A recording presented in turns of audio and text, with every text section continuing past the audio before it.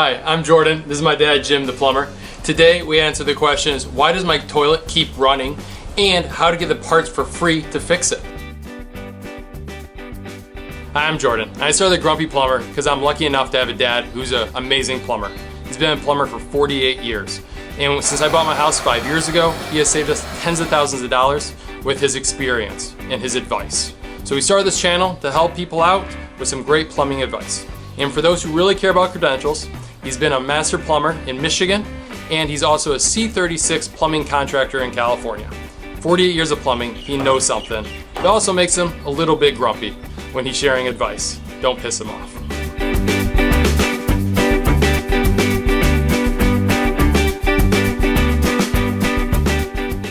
Why does a toilet run? How does a toilet run? Well, a toilet is, of course, made out of porcelain, and then on the inside of the toilet, in the tank itself, there are two valves. One's called the flush valve. That is in the center of the tank. The other one is called the fill valve, and that's usually onto the left-hand side of the toilet. Okay, the flush valve is usually the biggest thing that will leak water through into the bowl, and you can notice it because you'll either see ruffles of water in the bowl or you'll hear the flush valve come on and off. A lot of people think that's the toilet flushing. It is not. It's just coming on and off, refilling the tank because it has a float on it. So it refills the tank, and if it goes, it comes back on. Now you can change the flush valve, and that's usually because it'll be running, so you put a new flush valve on. Now, the way to find out, I always recommend the manufacturer's product, okay, the OEM they call it. You can call them, American Standard, you can call Kohler, you can call Toto, you can call just about every manufacturer out there has a troubleshooting department, and they're usually very helpful, and they might send you the parts free on it. But back to the flapper. It's a flapper. It's a flapper. Usually nowadays they're rubber flappers. Now they're going to cylinders. Kohler has one that's got a cylinder in it, and on the bottom it's a little $3 rubber gasket that will explain to you that you take that off on it. Okay, that's usually, you can see water running in the toilet, and it's usually the main thing. Now, if the flush valve or the fill valve goes bad, that is on the left-hand side of the tank, over in the center of the flush valve there is a tube. That's a safety tube, so the water can't overflow the tank. You would see the water level going down through that tube, and that's telling you that that valve is not shutting off. Okay, and you'd hear the running sound constantly until you repair it. And a good one, and you can go to the Kohler or you can go to whoever you want to get that, but I recommend Fluid Master makes their flush valve is very good.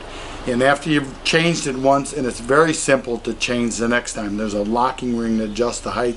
You pull that locking ring up and you can yank that whole guts off. You take the other new one you got, take the locking ring off, pull it off, slide it back onto it, adjust the level, and that works for any toilet brand? Doesn't matter? Mostly any toilet bag except old one-piece toilets. That's mean it's all molded one piece. Usually if they're old ones, you might have a tough time getting the parts for those. Okay, a lot of American Standards are out there. Kohler still has a lot of theirs available. Kohler is very good. Toto, they're fairly new to the U.S. and but they would tell you how to fix it, and they are a very, very good toilet. They really most of the time will flush. If they don't flush, you might have a plumbing problem. Another time you look at a toilet and you've got solids inside the toilet, or you flush it and it doesn't want to go out. Well, at older toilets, there's one thing. If you look down inside of where the water goes out through the trap, there's a hole right there that usually faces towards the back of the toilet. You know, you'll think this is gross, but take your toilet's usually clean after you've cleaned this stuff out of it. Take your finger and see if that hole is blocked. Okay. This is in the back of the toilet, down by the trap. It's on the bottom of the toilet. No, it's actually in the front, and it's near the bottom where the water goes out. You'll see this hole. It's about a 1-inch diameter, and they can plug up because of lime and stuff like that. All right. Okay. So in an old test that we used to do on toilets is we would flush the toilet, and we take into the bowl we throw an 8-ounce glass of water. If the toilet flushed with that 8-ounce glass of water, that means there's something wrong with the toilet. If it wouldn't go out, that usually means you have a plumbing drain problem. Okay, so this doesn't have to do with a running toilet. This is more now talking just about flushing a toilet. Making the toilet will work. Okay. Okay. Then you take another thing that's gross, is up underneath the rim of the toilet, there are little holes. And you can take, I always have a little thing, they call it an O-ring pick, or it's just like an ice pick, but small. Or you can take anything that you can get up in there, and you can clean those out. And it almost sounds like you're breaking the porcelain. So I'll tell you what, you get them all cleaned out, and you've got a brand new toilet. And that helps it flush. And it helps it flush and everything else. But mainly, but yeah, like I say, if you have a fairly new toilet and it's flapping, you have a problem, call Kohler, call Toto, call American Standard. I don't know if there's some parts of the country, Crane is another company. A lot of them are disappearing. There's not, a lot of manufacturers left. So call the manufacturer to get replacement parts for a running toilet. Get replacement and do it yourself. They're really not that hard. If you're changing the fill valve, which is on the left-hand side, you turn the water off to the toilet, and you want to put a new supply line on it. Okay. And you can turn the water off right behind the toilet. Usually every hot thing's got you turn it off. Hopefully it'll turn off. Okay. And when you turn it back on, turn that valve all the way on and turn it back about a half a turn. Okay. And that will make sure the next time you can open it and close it. A lot of times the plumbers open them up because they're never coming back to do the service work. He doesn't want to do your service work.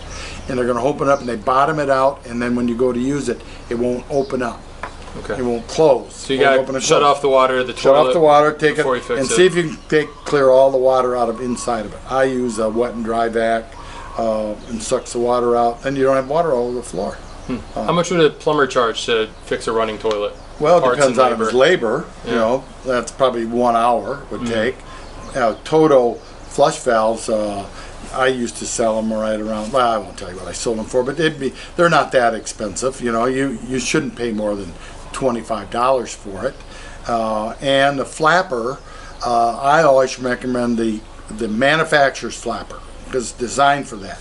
They could run anywhere from 10 to 12 bucks. And they might send it free. If you're a nice guy on the phone with the lady that you're talking to, and 9 times out of 10 it'll be a lady, and they're willing to help and stuff, Good. Be Awesome. nice. So don't be grumpy. I got that job. Okay. All right. Thanks so much for watching. If you have any questions that you want the Grumpy Plumber to answer, please leave them in the comments below, and we'll answer them as soon as possible. If you like this video, please subscribe, because we have a lot more questions to answer to help you with your plumbing needs.